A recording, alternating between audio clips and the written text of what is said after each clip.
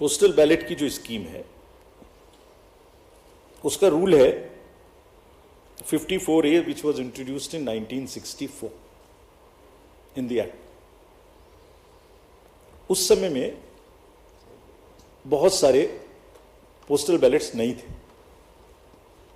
उस समय में सीनियर सिटीजन्स नहीं थे, PWDs नहीं थे, ETPBS भी उस तरीके का नहीं था.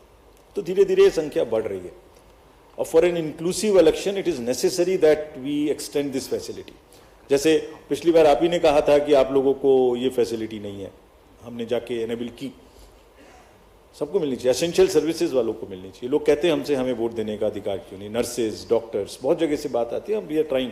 हमने तो रिमोट वोटिंग में जो लोग घर से बाहर चले गए उन तक के लिए प्रयास करने की कोशिश की थी, जो अभी समय नहीं आया. तो ये जो एक्ट कहता है, जो रूल कहता है, वो क्लियर कहता है कि postal ballot counting will start first.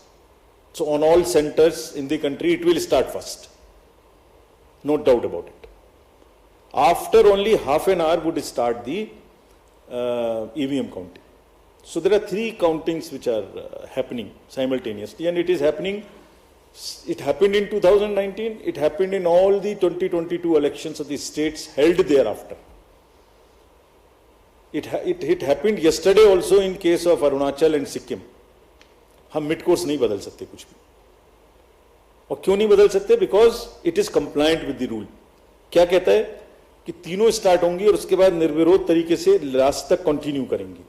Postal की तरह चलेगा, EVM की तरह के चलेगी. जैसे EVM खत्म होगा वैसी 5 VVPAT की पर्ची का गिनना शुरू हो जाएगा.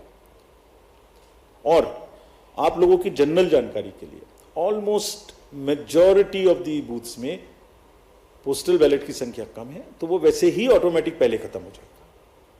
It will continue like this.